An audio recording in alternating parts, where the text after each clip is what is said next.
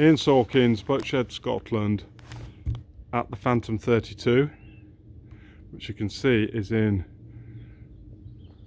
nice clean condition. Underneath the waterline we've got the bow thruster here, which you can see, and then the hull has recently been anti-fouled, and she's looking very gleaming. That's a hood there, that canopy is 2 years old and has hardly been used. It's taken off during the winter months. We're going to leave it on for the boat at the moment,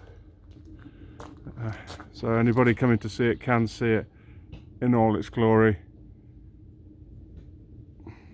And then we can take a look below the waterline,